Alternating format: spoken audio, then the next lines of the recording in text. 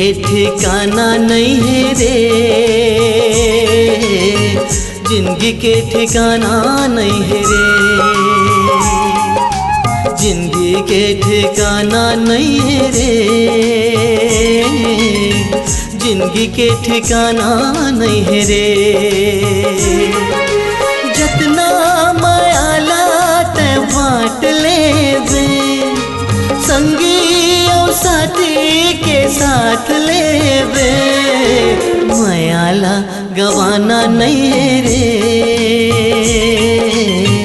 जिंदगी के ठिकाना नहीं है रे,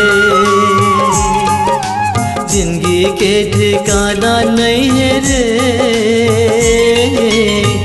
जिंदगी के ठिकाना नहीं है रे।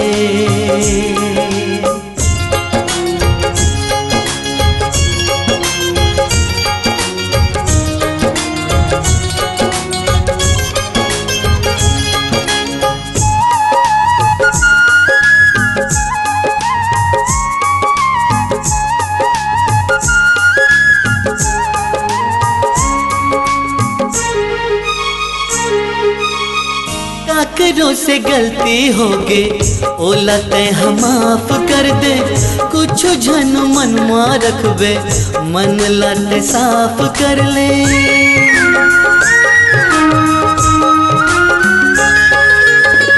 काकरों से गलती होगे ओला ते हम माफ कर दे, कुछ झन मन में रखबे मन लते साफ कर ले। भाईगे कुछ ले जाना नहीं है रे, भाईगे कुछ दे जाना नहीं है रे, जिंदगी के ठिकाना नहीं है रे, जिंदगी के ठिकाना नहीं है रे।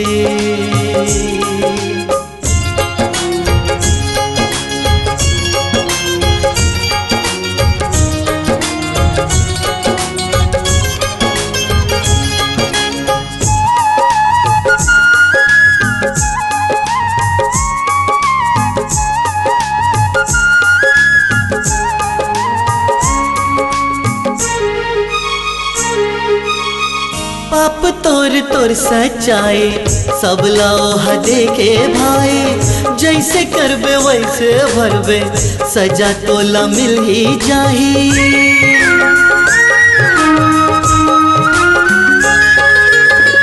पाप तोर तोर सच्चाई सब लाओ हदे के भाई, जैसे करबे वैसे भरबे सजा तोला मिल ही जाही। काहेला छुपाना नहीं है रे,